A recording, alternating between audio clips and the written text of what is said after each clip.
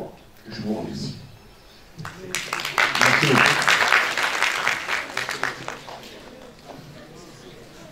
Merci Hicham Sadour, professeur dans cet établissement. Merci professeur Fontanelle. Enfin, c'est toujours un plaisir en fait d'écouter les hétérodoxies dans l'orthodoxie. C'est toujours intéressant. Bien évidemment, il y a beaucoup d'hétérodoxes ici, mais en fait, pour que l'hétérodoxie puisse gagner un peu du terrain, peut-être il faut la réfléchir de l'intérieur, la remettre en cause, et c'est ce que je vais essayer de faire en fait à partir de vos interventions, surtout sur les 8 points. J'ai noté pas mal de choses sur lesquelles on est d'accord, sur la pensée économique, c'est limite, surtout l'année qui... Mais je vais m'arrêter sur 3-4 points. Premier, sur la problématique en fait du commerce international. Je suis tout à fait d'accord avec vous. Historiquement, en fait, toutes les grandes puissances, ils ont mis des règles de protectionnisme avant de se développer. Maintenant, je vous envoie en fait en tant qu'hétérodoxe sur la réflexion actuellement pour les pays sous-développés, parce que nous avons en fait une dialectique, nous avons une problématique majeure.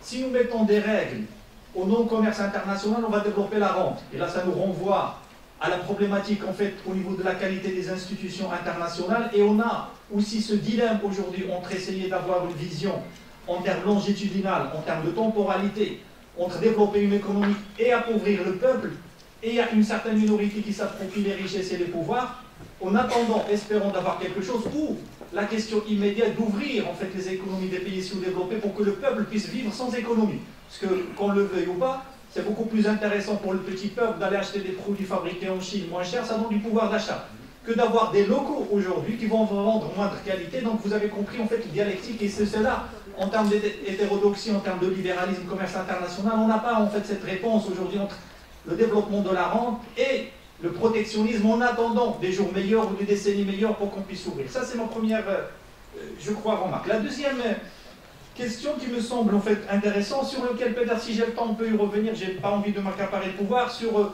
la spéculation, la finance, l'économie. Est-ce que la finance contribue à quelque chose au niveau de l'économie, ou c'est l'inverse? La finance, ce n'est que un rétroviseur, il reflète des données de comportement qui sont déjà dans l'économie, à travers en fait des chiffres, les données, les spéculations. Prenez aujourd'hui la bourse américaine, elle fleurit, elle se développe, elle arrive à attirer tous les flux. Et vous avez toutes les autres zones qui sont en train de décrocher, parce que économiquement, elles sont en train de décrocher. Ce n'est pas problématique de spéculation, c'est beaucoup plus profond que ça. Troisième élément, et là, ça me renvoie en fait la problématique du géopolitique. En fait, tout à l'heure, on évoquait en fait le géopolitique, les pays petits et tout ça. Moi, j'ai l'impression qu'il n'y a plus de puissance.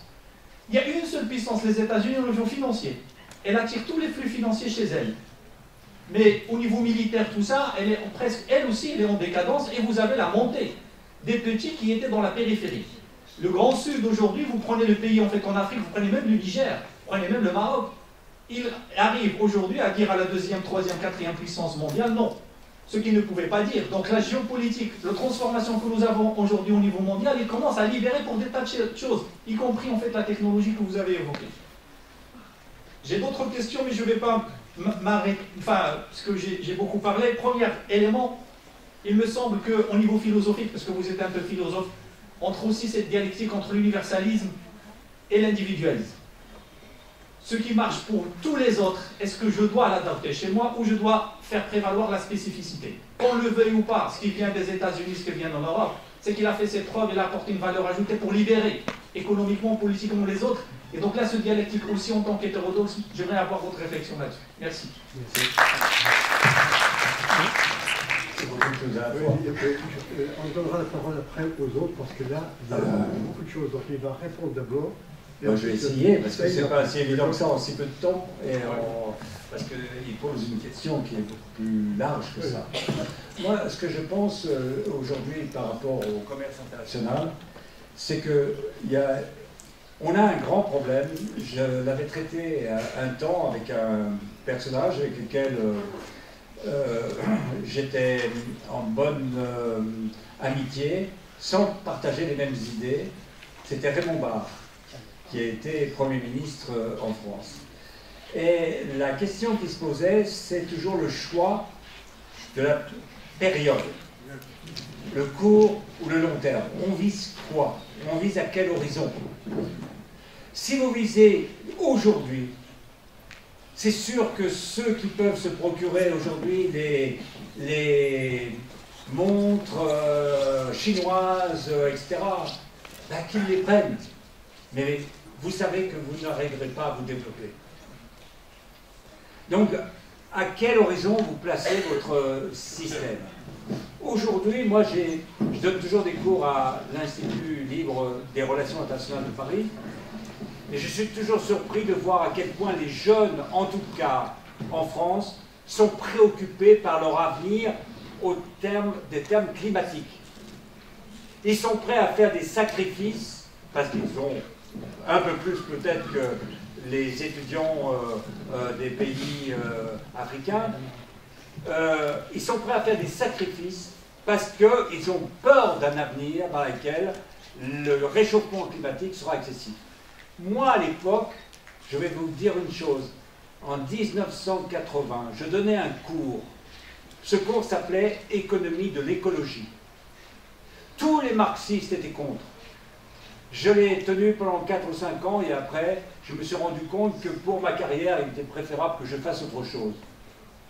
J'ai joué mon... Aujourd'hui, mais ce que l'on dit maintenant, je le disais il y a 30 ans, 40 ans. C'est-à-dire que maintenant, on découvre des choses qu'on savait déjà. Le rapport Meadows, il existait. Les problèmes, on parle de réchauffement climatique. J'abordais cette question très peu, parce qu'on venait seulement d'apprendre que ça pouvait être simplement humain. Toutes les décisions que vous devez prendre, vous devez les prendre en cherchant l'horizon de temps. Et quand vous êtes dans un pays dans lequel il y a de la misère, c'est que le court terme que vous pouvez viser. Un pays qui commence à sortir de cette misère comme peut, dans ce cas-là, dire on va viser sur 10 ans. Puis un pays développé peut dire nous on va viser sur 50 ans. Vous voyez bien que la COP 29 ne peut pas réussir parce que personne n'a le même horizon de temps. Et les pays pétroliers se disent on a en dessous une fortune sous nous, on va faire durer le maximum possible parce qu'autrement on aura un capital qu'on ne pourra jamais utiliser.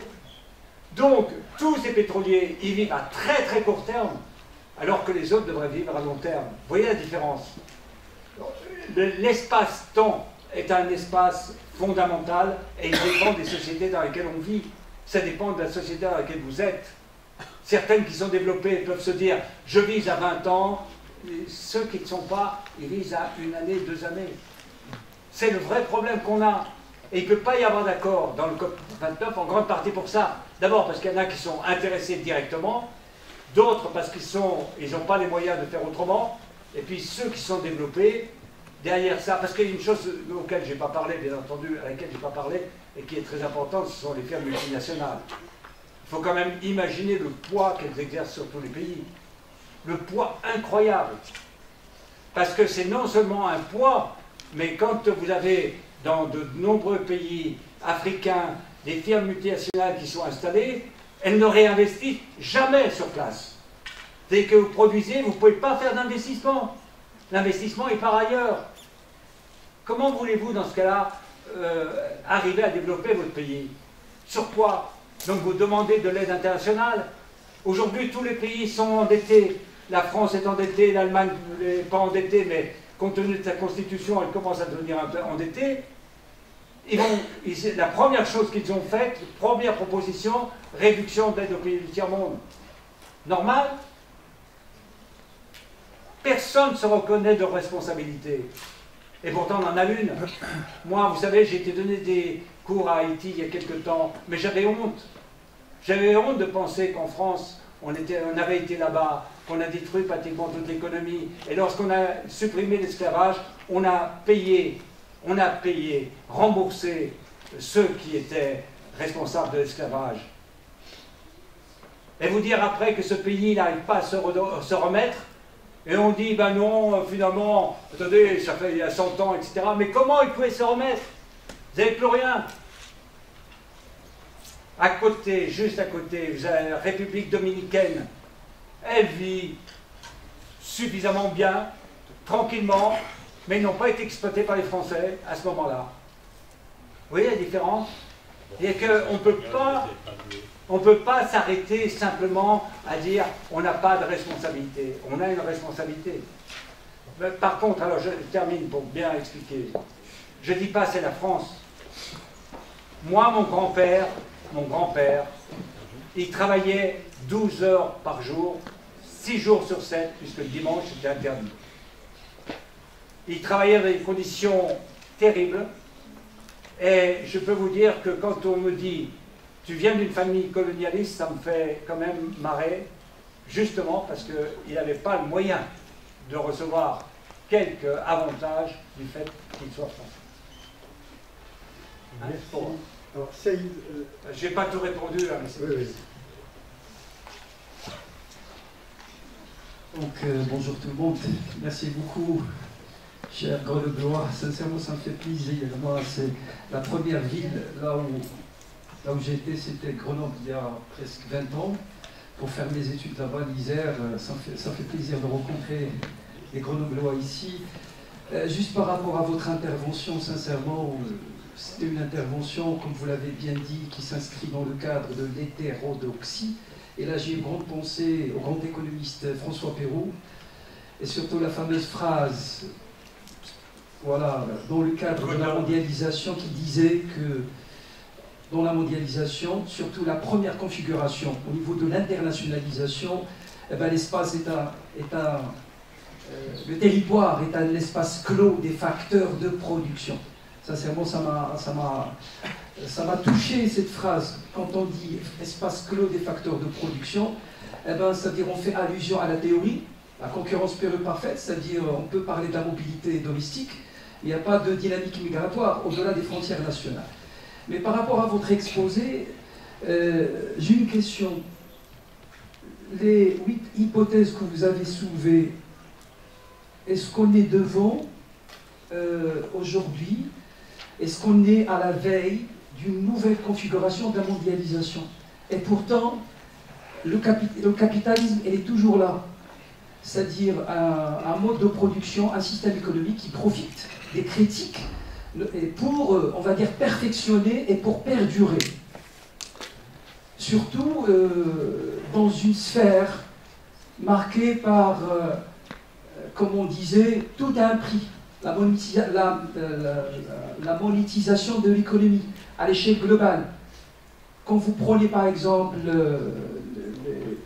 la contrainte écologique, les droits pour polluer se voient aujourd'hui attribuer une valeur marchande.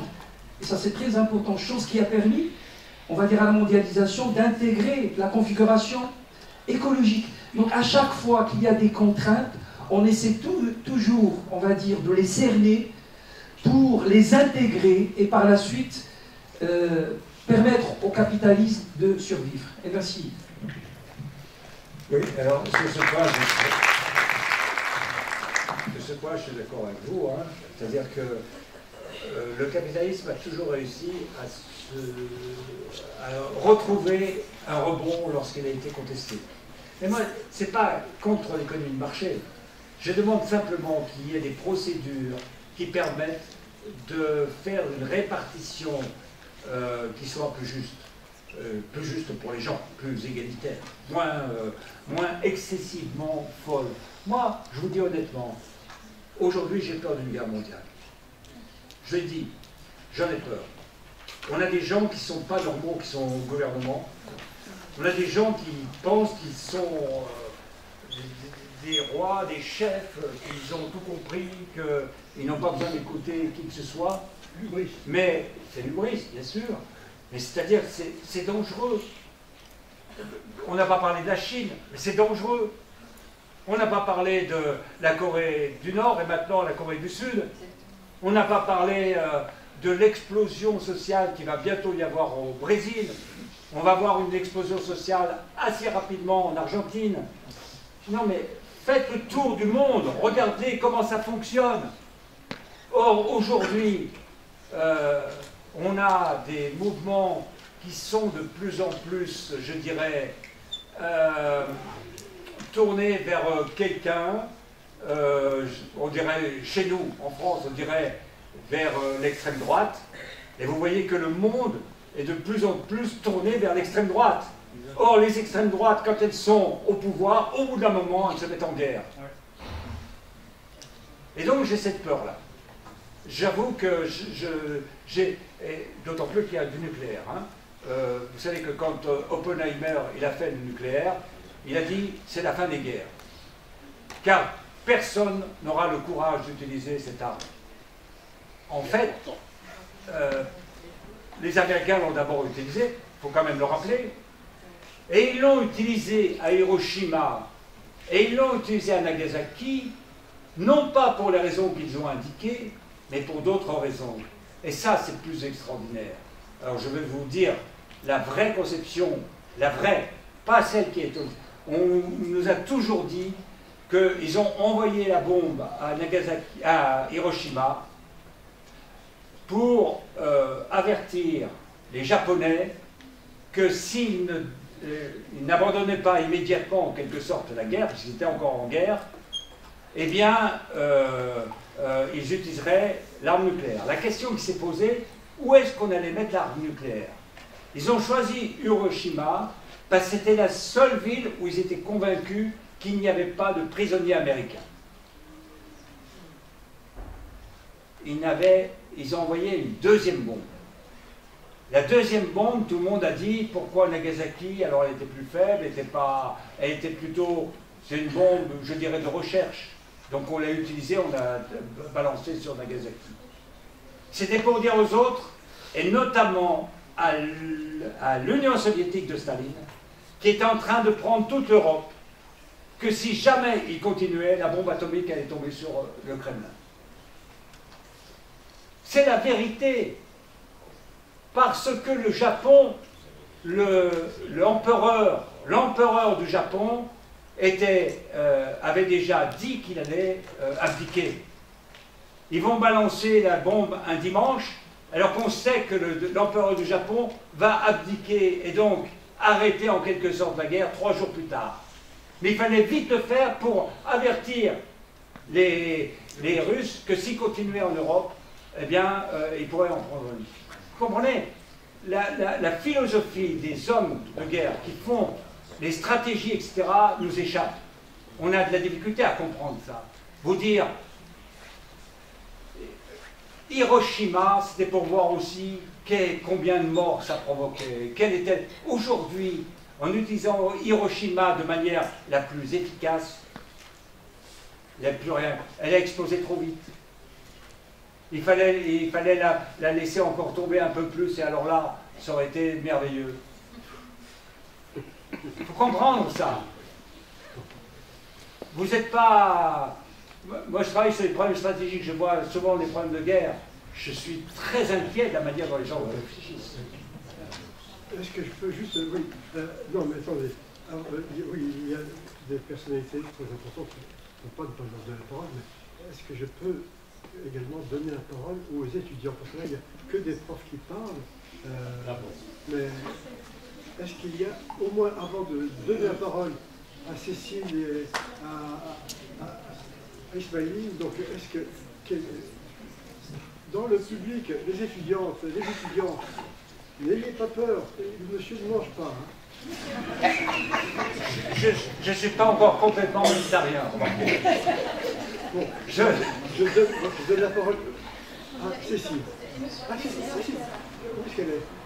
Ah, d'accord, allez-y. Bonjour tout le monde, je suis Myriam Houjlaoui, étudiante en première année master RCI, Relations commerciales internationales. Premièrement, on vous remercie Monsieur Jacques Fontanet pour cette présentation et on vous souhaite les bienvenus. J'ai deux questions. La première question, vous avez parlé du brevet. Pendant votre présentation, vous avez parlé du brevet.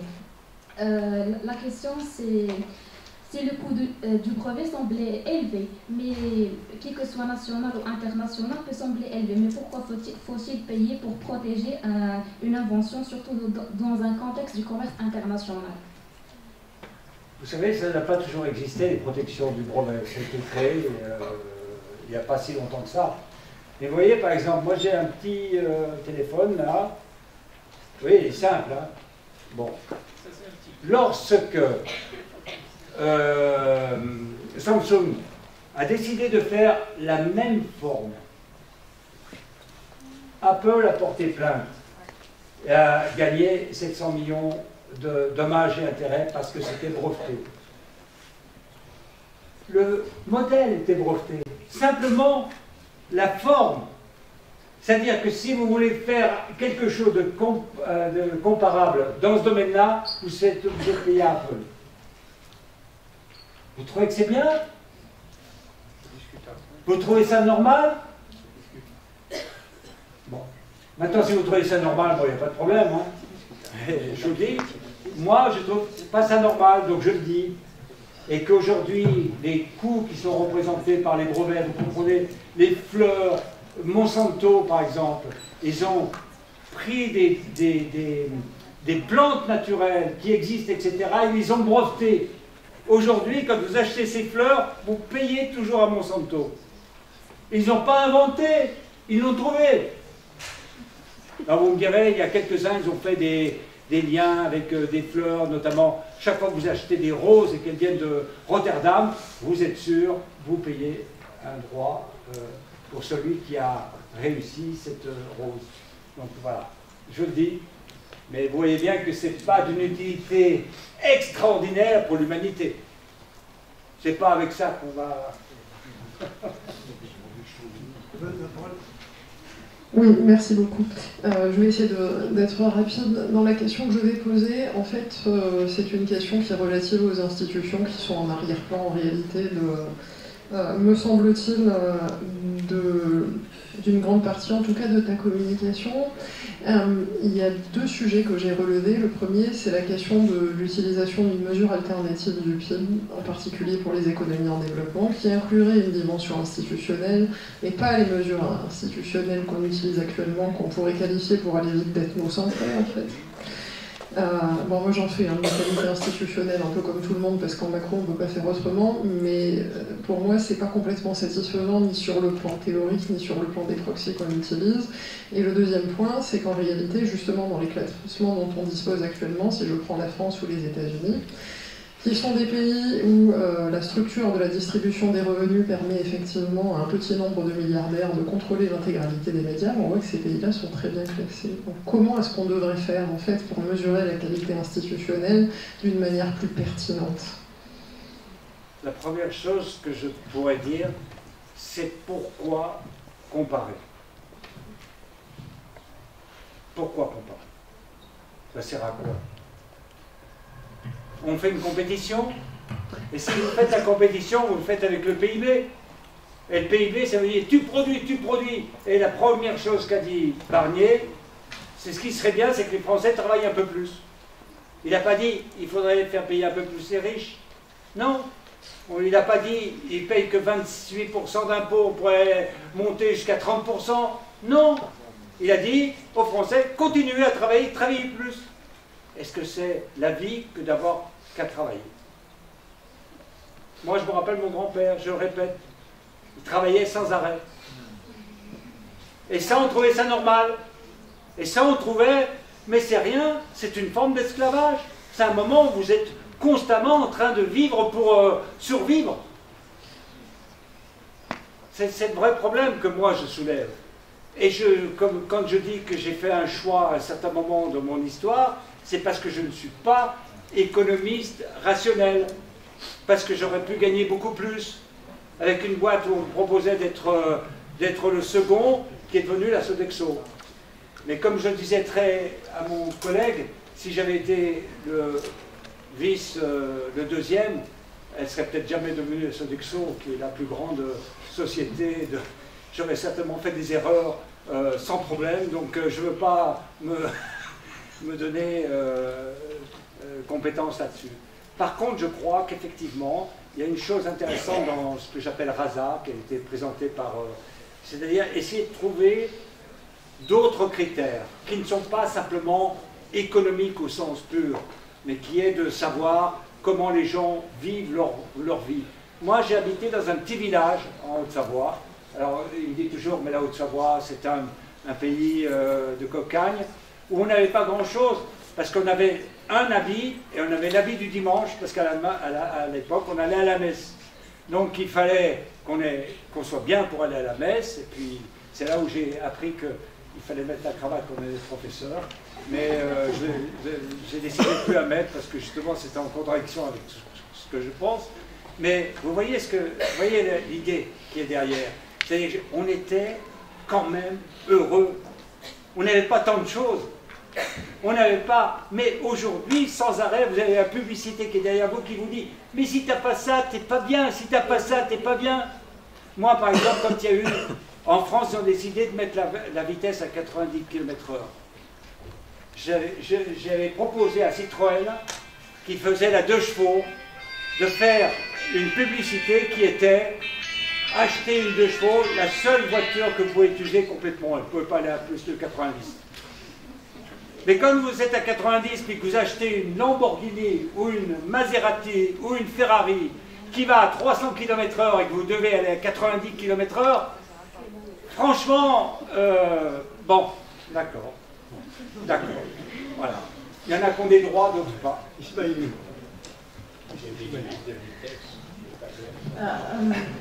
Merci beaucoup de me donner la parole. Je ne vais pas être longue, c'est juste un commentaire. Quand j'étais étudiante en master, j'ai découvert les questions de commerce et d'inégalité. Et dans le commerce, on dit que tout est beau, tout est magnifique. Adam Smith a dit tel, etc. J'ai décidé d'acheter un peu les tomes de M. Smith et j'ai découvert une notion magnifique qui était, il croyait à l'économie de ruissellement. C'était un grand religieux chrétien, sauf erreur de ma part. Il croyait à l'économie de ruissellement et il pensait que, par exemple, un homme ne pouvait jamais atteindre la fortune de M. Elon Musk ou autre. Parce qu'il allait toujours répartir ça allait toujours découler du haut vers le bas, vers les plus pauvres. Malheureusement, on n'a pas retenu ça de M. Smith, on a plus retenu la question de la main invisible. Et pour revenir sur certains propos que vous avez tenus en ce qui concerne la machine économique qui devient un peu folle, M. Joseph Stiglitz et M. Charlton, justement, ils sont revenus sur ces points, peut-être en des termes un peu moins libres, pour montrer que la machine est en train de devenir folle, et ils annonçaient déjà à l'avant quelque part qu'on allait assister à une sorte de blocus, voire peut-être de la fin du multilatéralisme commercial à cause des antagonismes entre ceux qui en ont trop et qui ne veulent pas céder, et ceux qui n'en ont pas grand-chose et qui en veulent un peu plus. Merci beaucoup. Oui, mais il y a principalement, enfin, pour moi, il y a principalement cette hubris qui existe entre les gouvernants. Je ne vais pas dire du mal de président de mon pays, mais je sais que tous les gens qui sont au Quai d'Orsay, ils ont tous envie de partir. Voilà. C'est-à-dire qu'à un moment, l'hubris, c'est quelqu'un qui croit que dès qu'il dit quelque chose, c'est obligatoirement la vérité. Et je me souviens que lorsqu'il y a eu la guerre en Ukraine, moi je suivais ça de très près parce que j'ai eu 3 étudiants qui étaient ministres à l'époque, donc qui tous, un dû partir en Israël, l'autre, enfin ils ont dû tous partir, hein, soyons clairs, un qui est en prison. Sauf une qui est toujours la gouverneure de la Banque de Russie. Mais quand il a appris qu'il y avait la guerre en Ukraine, il a dit au Quai d'Orsay, attendez, je vais y aller, je vais voir Poutine, je le connais bien, vous verrez, on va régler ce problème.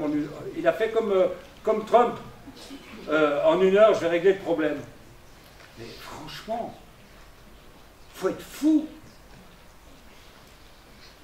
Vous comprenez ce que je dis? Je ne vais pas dire du mal de mon pays, mais je dis, simplement penser, je vais avoir un mec qui a balancé 100 000 soldats au bord de machin, je vais y aller. Je vais dire, bon, allez, on arrête, hein, t'arrêtes, on discute ensemble, on se prend un petit coup de whisky, on n'en parle plus. Non, plutôt de vodka, et puis on n'en parle plus. Je veux dire, c'est quand même... Il faut se rendre compte à quel point ils sont décalés par rapport à la réalité. Décalés. Moi, je suis surpris par ça. J'ai fait quelques missions, parfois, sur des problèmes de conflit. Je peux vous avouer que des fois, vous dites...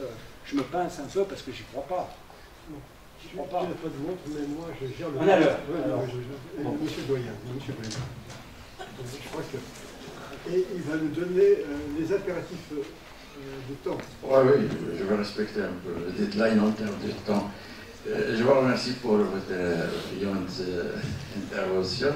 Ça m'a inspiré 3 remarques. Et la première remarque, vous avez connecté entre l'établissement des règles qui régissent le commerce mondial et les rapports de force économiques. Mais qu'est-ce que vous pensez maintenant de la situation actuelle? Parce que ces règles ils sont remis en cause par la première puissance économique mondiale. Ce sont les États-Unis d'Amérique. Et les plus attachés à ces règles, à ce multilatéralisme, sont les pays en voie de développement. Mais ils demandent qu'ils puissent bénéficier, pour corriger l'inégalité, d'un traitement spécial différencié, d'une correction juridique, parce qu'ils ont tendance un peu à s'inspirer de la célèbre formule de Lacordaire, entre le fort et le faible, c'est la liberté qui est opprimée, mais c'est le droit qui est affranchi.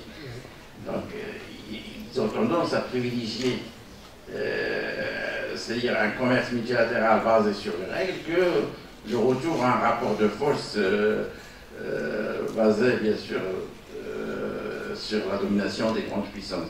Ça, c'est la première remarque.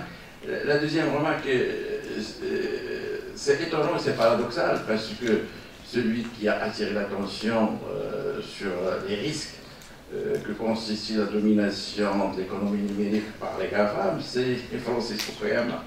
Dans un récent article, il a attiré l'attention sur la remise en cause de la souveraineté et de la légitimité démocratique par les GAFAM. Est-ce que c'est une évolution dans sa pensée par rapport à sa thèse fameuse en rapport avec la fin de l'histoire? Et la troisième remarque, c'est par rapport à ce que j'ai dit tout à l'heure dans mon intervention, en se basant sur les conclusions du rapport de l'OMC sur l'impact de la fragmentation géopolitique sur le multilatéralisme, parce qu'en fin de compte, il y a deux possibilités. Soit on évolue vers un système éclaté, incarné par des blocs commerciaux régionaux antagonistes, proches politiquement, etc., avec des risques en termes de paix et de sécurité internationale, ou une autre option qui a été proposée, ce qu'on appelle une remondialisation inclusive et durable, c'est-à-dire qui prend en considération la dimension sociale en termes d'inégalité spatiale entre les États, entre les peuples, etc., et qui prend bien sûr en considération les équilibres écologiques. Merci.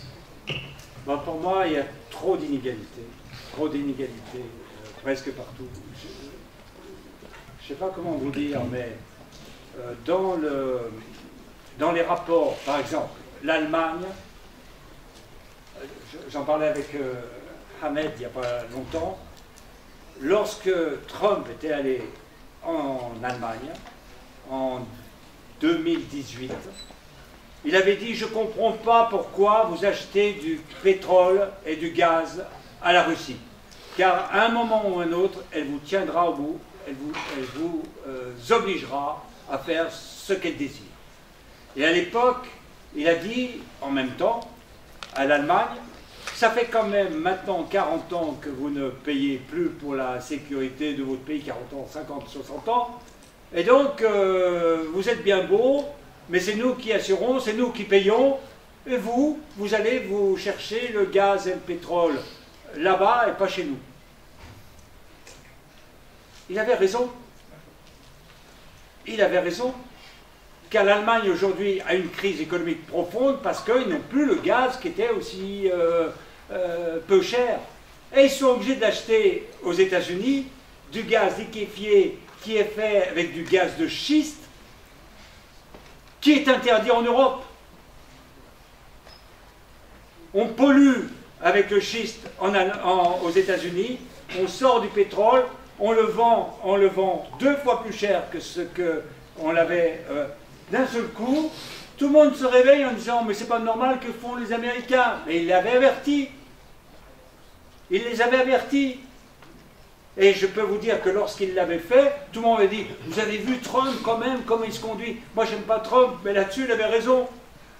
De dire « Faites d'abord une défense européenne, mais vous ne pouvez pas dépendre que d'eux. Et lorsque vous avez intérêt, vous allez chercher le pétrole, ou vous allez chercher votre gaz, là où ça vous intéresse.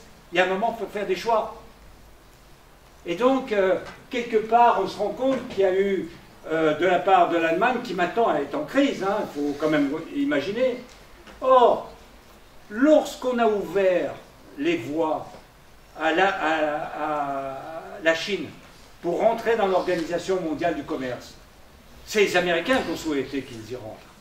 Ils voyaient devant eux une population d'1 milliard de personnes auxquelles ils allaient pouvoir vendre leurs produits. Mais il y avait de leur part aussi une sorte de domination. Ils n'arriveront jamais à être aussi bons que nous.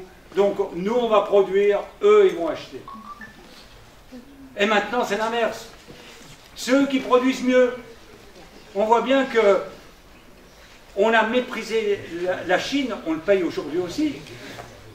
Il ne faut pas oublier que la plupart du temps, quand on est allé en Chine, et que vous alliez construire une base, ils vous demandaient en même temps toute la technologie. Vous n'avez pas le choix. Et 51% pour la Chine, 49% pour vous.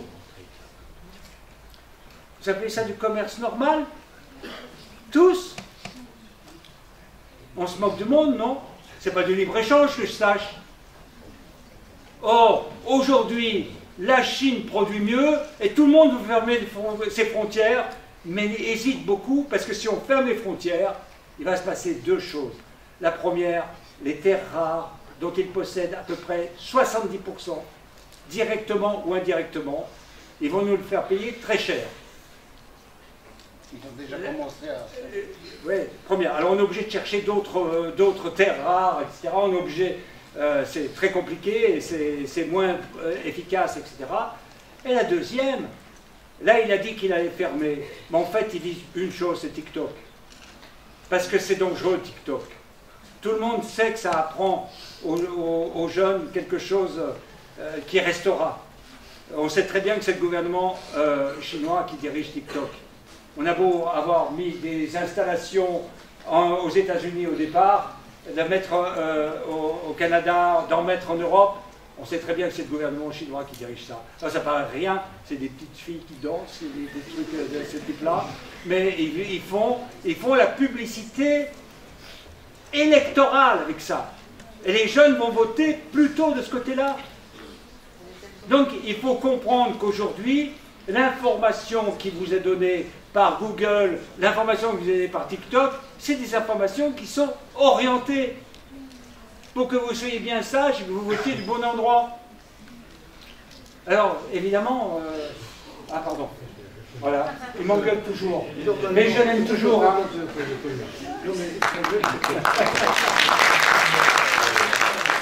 Le temps prévu est dépassé largement, mais il y a un collègue qui, à chaque fois qu'il prend la parole, c'est toujours agréable de l'écouter.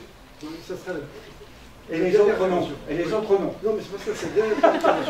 Vous avez la possibilité de discuter avec le professeur Fontanelle autour du dessert ou du fromage. Je crois que le fromage pour ici.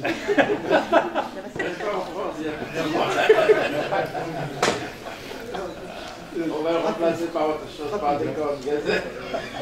Dessous, il y a le bouton, il faut mettre le bouton dessous. Dernière intervention avec réponse rapide si c'est nécessaire. Si c'est un commentaire, il y a pas de réponse. Merci beaucoup Célène. Et je remercie vivement le professeur Fontanelle pour cette brillante présentation. Ouais, en fait, la question que je voulais poser est au nom des étudiants, vu qu'ils ne l'ont pas posée. Vu que j'enseigne une bonne partie ici en commerce international, en master et ici en licence. Et ces 2 dernières semaines, c'était un petit peu des discussions de plus ou moins de type, je vais revenir, un peu pragmatique sur le commerce international et sur la finance internationale. La question du développement revient toujours, elle est encore aujourd'hui de plus en plus avec les travaux d'Acemoglu, le rôle des institutions. Donc on est revenu énormément, des fois on sort du cours, on atterrit sur des questions de ce type-là.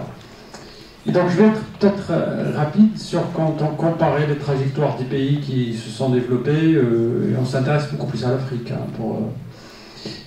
Quand on s'intéresse par exemple à la Corée du Sud, et ce qu'ils ont fait, ces pays-là, cette génération, si vous voulez, des pays qui se sont industrialisés depuis les années 60, ils ont en quelque sorte, au moins selon les travaux d'Annie Rodrigue et d'autres, ils ont bénéficié de certains coûts qui étaient faibles de respect des institutions internationales, en tout cas, de s'adapter. Donc ils ont appliqué le protectionnisme pendant un temps.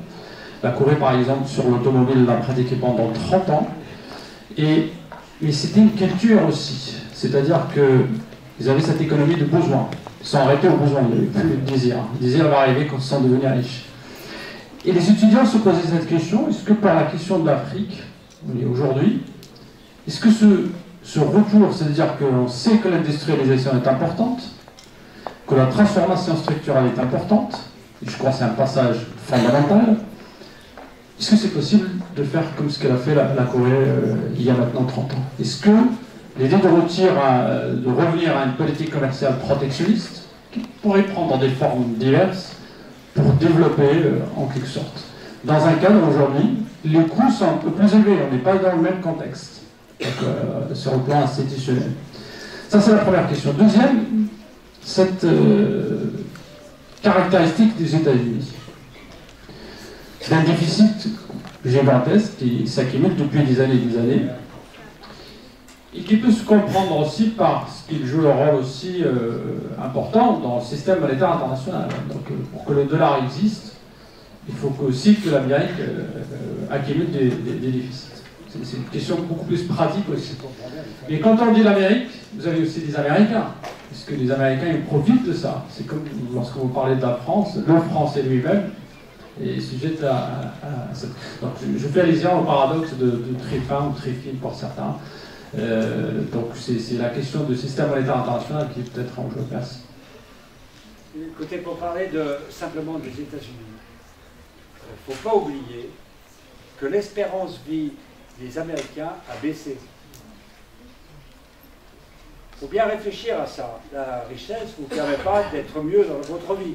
Vous êtes aussi parfois beaucoup plus malade. Dans le Bronx, aujourd'hui, c'est 59 ans.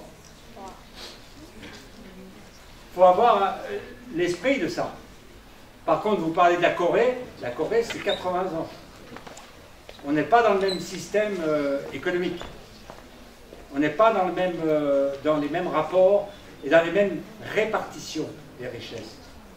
Vous savez, en France, elle est relativement élevée parce qu'on a une sécurité sociale. Aux États-Unis, vous n'avez pas la sécurité sociale. Vous avez toute une série d'amendements, de choses, etc. Mais les plus pauvres ont souvent beaucoup de difficultés à se soigner. J'ai un de mes amis que j'avais invité à venir en France pendant 6 mois. Et juste avant de partir, il était devenu professeur associé. Et avant de venir en France, il va au Colorado, il se casse une jambe, il a un truc, ça coûte 100 000 €. C'est la sécurité sociale française qui a payé, puisqu'il était maintenant professeur en France. Ça, il n'en revenait pas. Il m'a dit, mais c'est incroyable, comment ça existe? Les Français ne se rendent pas compte de ce que représente la sécurité sociale. C'est un truc extraordinaire. Alors bien sûr, des fois, c'est un peu déficitaire, et on pleure, on a... Oh là là, il y a 10 milliards de pertes. Bon, l'homme le plus riche de France, il a 200 milliards. 200 milliards. Qu'est-ce qu'il fait?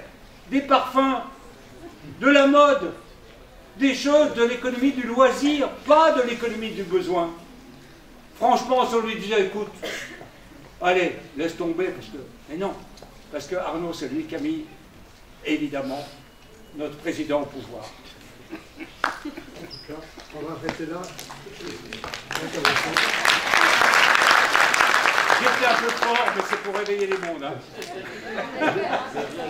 Moi, je n'ai pas parlé beaucoup de professeur Fontanel, je n'ai pas dit qu'il a publié avec des prix Nobel, Aron, avec Amartya Sen, avec Klein, le premier à faire un modèle de prévision pour les États-Unis et qui a été ensuite repris par tout le monde. Donc il est hétérodoxe, il accepte de travailler avec des keynésiens, il travaille avec tout le monde. Avec tout le monde, même avec toi. En tout cas, merci pour votre attention.